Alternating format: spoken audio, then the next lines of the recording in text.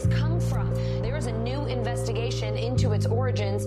U.S. intelligence officials tell NBC News that they are examining whether the virus accidentally came from a Chinese lab. Chinese officials pushing back against that claim on Thursday, tweeting that it might be the U.S. Army who brought the epidemic to Wuhan. I was the first person in the world to look at an epidemic and study its characteristics and prove that it was due to biological warfare and was not a natural occurrence. So I published that 28 years ago. Early in this pandemic, I did not think the coronavirus was a natural occurrence from bats. I feel quite convinced that this was a laboratory-designed organism. There have been hundreds and hundreds of leaks from high-containment laboratories that do research on pathogenic coronaviruses and other potentially lethal organisms. I was particularly interested in a paper that came out in Nature Medicine by 5 scientists claiming it was definitely a natural occurrence rather than a lab construct.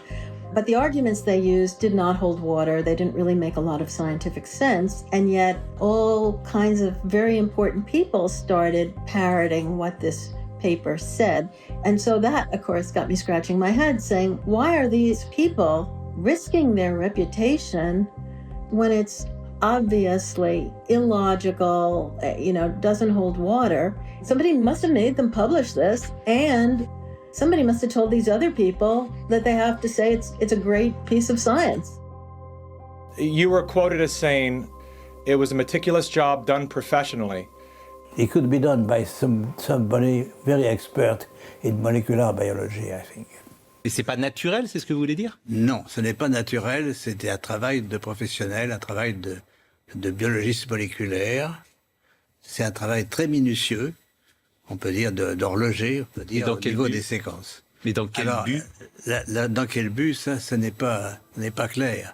Moi, j'expose, si vous voulez, mon travail, c'est d'exposer les faits, c'est tout.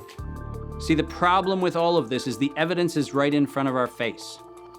And when confronted with evidence, we are told fact checkers are somehow transcendent.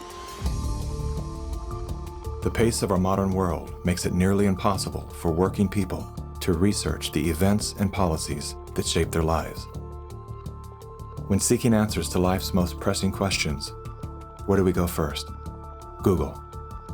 Enter the subject, hit go, and there it is. Only what they want us to see. In today's culture of copy and paste journalism, it's common for hundreds of unrelated outlets to feature the exact same report.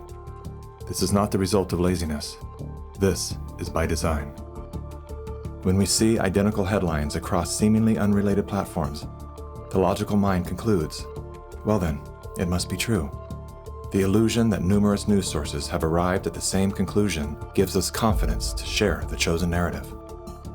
And just like that, we become the unwitting pushers of propaganda.